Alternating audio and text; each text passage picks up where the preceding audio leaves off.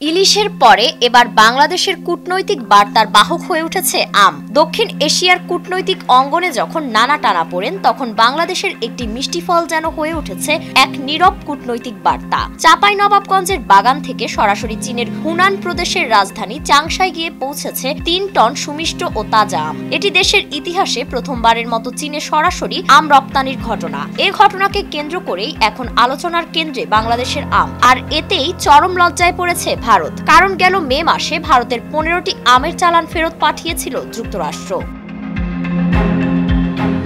সাধারণ ফ্যানের দিন শেষ, আকিস ফ্যানে বাংলাদেশ।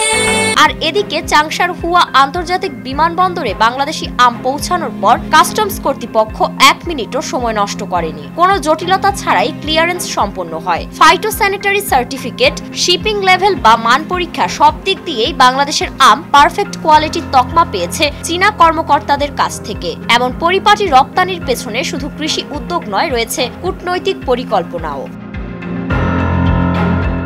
আর এই রপ্তানি কেবল বাণিজ্যিক নয়, এটি হয়ে উঠেছে এক নতুন যুগের সূচনা। সাবেক প্রধানমন্ত্রী শেখ হাসিনার আমলে যে আম উপহার হিসেবে দিল্লিতে পাঠানো হতো সম্পর্ক রক্ষার প্রতীক হিসেবে, এখন সেই আমই যাচ্ছে বেইজিংয়ে। ন্যায্য দামে বিক্রি হয়ে দেশের জন্য নিয়ে আসছে ডলার। 2024 সালে চীন প্রথমবারের মতো বাংলাদেশ থেকে আম আমদানির অনুমোদন দেয়। এরপর তৈরি হয় বিশেষ একটি রপ্তানি পরিকল্পনা, যাতে ফলগুলো একেবারে টাটকা অবস্থায় গন্তব্যে পৌঁছানো যায়। চীনা কাস্টমস কর্তৃপক্ষ আমদানির সব প্রক্রিয়াকে সহজ করতে বাংলাদেশ সরকারের সঙ্গে সমন্বয় করে কাস্টমাইজড ক্লিয়ারেন্স প্ল্যান চালু করে। বাংলাদেশ কৃষি সম্প্রসারণ অধিদপ্তরের হিসেবে চলতি বছর দেশে প্রায় 2.7 মিলিয়ন টন আম উৎপাদন হবে। এর মধ্যে অন্তত 5,000 টন আম রপ্তানির লক্ষ্যমাত্রা নেওয়া হয়েছে। এই রপ্তানির বড় অংশ এখন চীনের বাজারের দিকে তাকিয়ে আছে।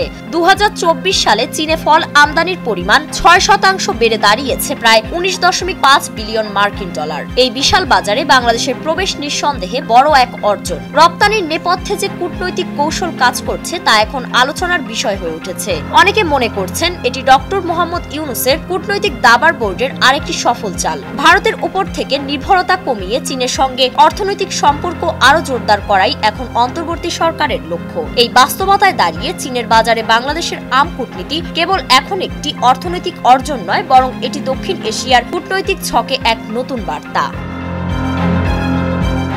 পারিন রহমান প্রীতি, নয়া দিগন্ত।